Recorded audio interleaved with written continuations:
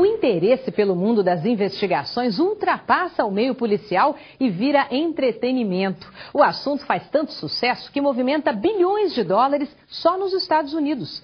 A repórter Yula Rocha foi ver como os americanos se divertem brincando de mocinho e bandido. Na ficção e na vida real, os arranha-céus da cidade mais famosa do mundo dão o testemunho de uma realidade que a polícia tenta combater diariamente. No ano passado, mais de 600 pessoas morreram assassinadas em Nova York. Pouco mais de um quarto do número de homicídios ocorridos em São Paulo no mesmo período. 23 mil assaltos foram registrados aqui em 2006. Números que, curiosamente, são exibidos com certo orgulho. Afinal, no esforço para combater o terrorismo depois do 11 de setembro, a cidade se transformou na metrópole mais segura dos Estados Unidos, de acordo com o FBI, a Polícia Federal Americana. Cenas como essa, num bairro nobre da cidade, são consideradas raras. Recentemente, um homem entrou nesta pizzaria e abriu fogo contra um funcionário. Em seguida, matou 2 policiais. O ato de violência chamou a atenção de muita gente. A curiosidade, claro, não é uma característica apenas do nova-iorquino, mas de uma nação inteira apaixonada pelo mórbido mundo do crime. Gosto que atrai diariamente uma multidão de telespectadores. Abaixa! Abaixa! Põe as mãos na cabeça! No chão! Põe as mãos na cabeça! De segunda a sexta, no horário nobre da TV americana. Lá estão os novos galãs de Hollywood. Os programas sobre investigação criminal são os de maior audiência e custam caro. 3 milhões de dólares para um único episódio de apenas meia hora. Investimento comparável ao de uma grande produção de cinema.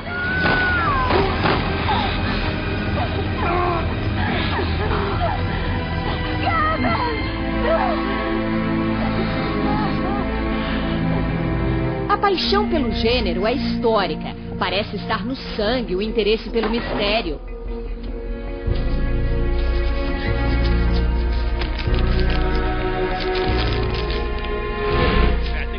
Acho que tudo começou com a tradição inglesa de Sherlock Holmes. Holmes se tornou uma das figuras mais amadas do gênero. O detetive inglês, conhecido pela capacidade de deduzir o que havia acontecido na cena do crime, foi também um dos primeiros personagens da ficção a usar a ciência forense para esclarecer casos. A coleta de impressões digitais, que foi adotada como prova pela primeira vez em 1877, era um dos métodos usados por Sherlock Holmes. O detetive Dick Tracy, original das tiras de quadrinhos e que depois também chegou às telonas, seguiu o mesmo caminho. E daí em diante, o trabalho dos peritos heróis virou enredo de milhares de produções. E esse submundo de gangsters e assassinos também impulsiona a bilionária indústria do turismo nos Estados Unidos. Em Nova York, por exemplo, foi criado um tour especial para quem quer ter outra visão de Wall Street. A nossa guia diz que o roteiro foi feito a pedido de clientes que queriam saber o que havia de sinistro no centro financeiro da cidade. Eles gostam de saber do lado negro da história, diz Marilyn Stutz, que começa o tour nos contando que aqui foi registrado o primeiro crime em 1638. No meio de uma briga, um homem foi esfaqueado. Durante 2 horas, somos convidados a mergulhar na história dos crimes mais antigos de Nova York. Muitos jamais foram desvendados pela polícia.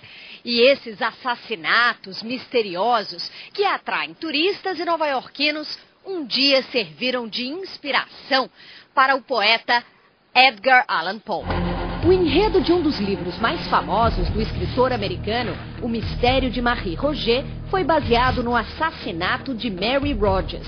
O crime envolvendo a morte de uma celebridade ganhou a atenção dos tabloides da época, que na era pré-fotografia publicaram um desenho da nova-iorquina encontrada morta misteriosamente. Mais adiante no tour, as marcas na parede do banco revelam indícios do primeiro atentado terrorista registrado aqui. Em 1920, um grupo de anarquistas foi apontado como responsável pela explosão de uma bomba na porta da Bolsa de Valores. 30 pessoas morreram e mais de 100 ficaram feridas. A ideia era matar JP Morgan, mas o banqueiro estava fora do país na época. No parque da prefeitura, uma das histórias mais intrigantes do submundo do crime. Jack, o estripador, teria feito uma visita à América. E aqui esquartejado 2 mulheres usando a mesma técnica aplicada às vítimas inglesas. Os casos jamais foram elucidados pelos investigadores, mas a suposta passagem de Jack por Nova York virou lenda. Já na antiga zona de prostituição do século XIX, hoje o elegante bairro do Sorro, a polícia conseguiu chegar ao assassino. Uma dama da noite foi morta pelo amante, que ao deixar a cena do crime teve parte da calça enganchada numa cerca. Era o vestígio de que a perícia precisava. Rosemary Rafter, uma das nossas companhias no tour, disse que escolheu fazer o programa num sábado gelado porque gosta da combinação história e crimes e nos revela. Meu avô era o chefe dos detetives da polícia em 1902. Ele conseguiu prender o maior batedor de carteira da cidade na época.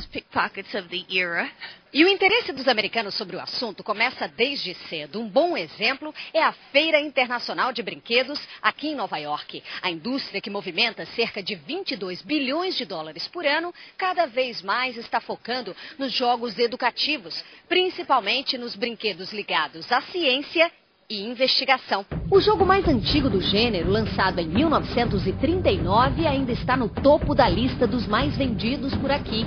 Detetive, agora em versão repaginada. O vice-presidente de marketing da empresa explica o motivo de tamanho sucesso. As crianças gostam de sentir que sabem das coisas.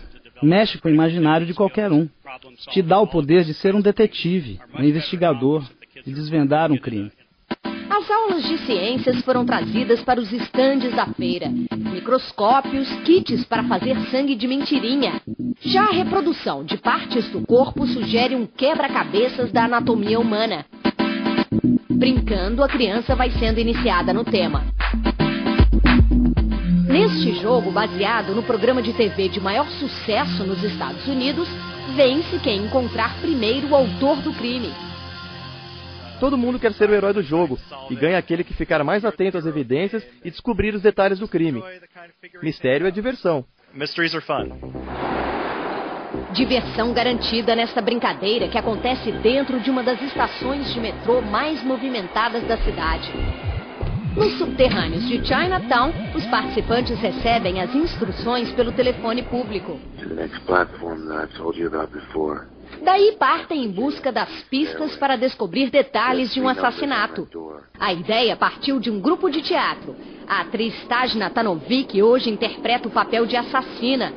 Eu amo mistério e drama. No jogo, a pessoa tem que incorporar o papel de detetive. Preço da brincadeira, apenas $2, o custo da passagem do metrô.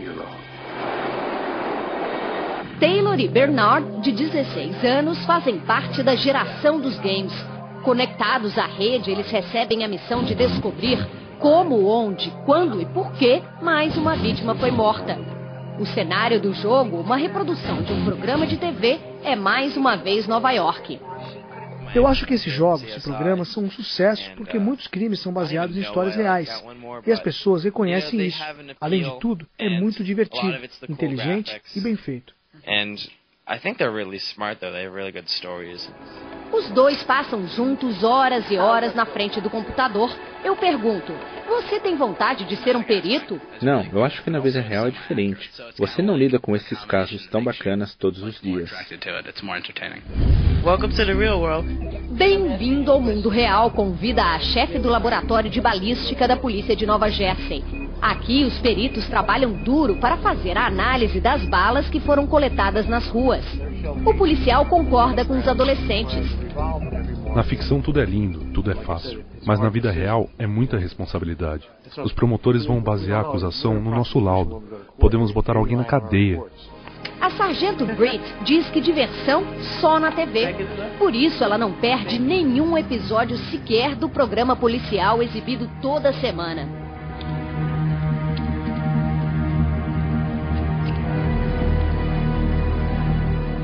Desde criança eu sou inquisitiva, sempre perguntava por que o céu é azul, por que isso aconteceu e aquilo.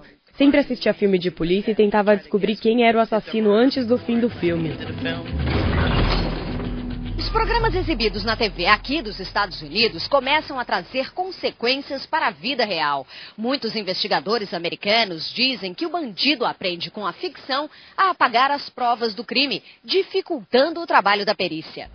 O tenente John Evangelista, há mais de 10 anos nas ruas de Nova Jersey, diz que a cada dia o trabalho dos peritos tem sido mais difícil.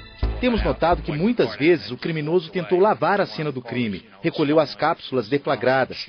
Estamos educando a população com esses programas, assim como educamos os bandidos.